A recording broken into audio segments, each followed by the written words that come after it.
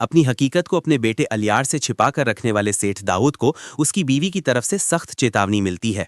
उसकी बीवी उसे याद दिलाती है कि वो इस सच को कब तक दफन रखेगा।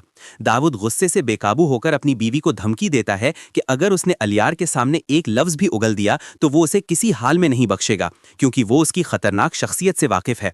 दूसरी तरफ पिया अपने बाप असलम साहब की असलियत जानकर गहरा सदमा महसूस करती है। शर्मसार और एहसासे जुर्म की आग में जलते असलम साहब घर से गायब हो जाते हैं। वो इतने शर्मिंदा होते हैं कि अपनी बेटी पिया का सामना करने की भी हिम्मत नहीं कर पाते।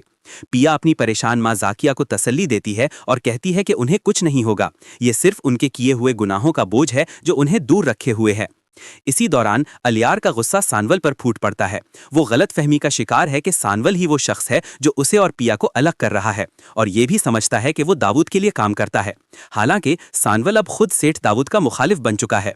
अलियार सानवल के अड्डे पर पहुंचकर उसे सख्त धमकी देता है और वाज़ेह करता है कि पिया की मासूमियत को वो उसकी चालों का निशाना नहीं बनने देगा।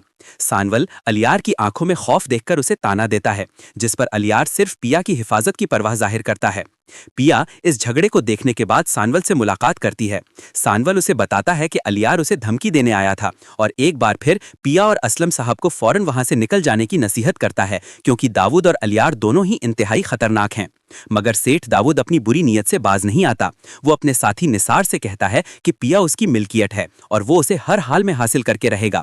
उसका शैतानी मंसूबा ये है कि वो अलियार की नजरों में अच्छा बनकर पिया को उसकी जिंदगी से हमेशा के लिए दूर कर देगा और फिर उसे कत्ल कर देगा। निसार दाऊद को मशवरा देता है कि इस मंसूबे की कामयाबी के लिए सबसे पहले उसे सानवल की रुकावट को हमेशा के लिए खत्म करना होगा।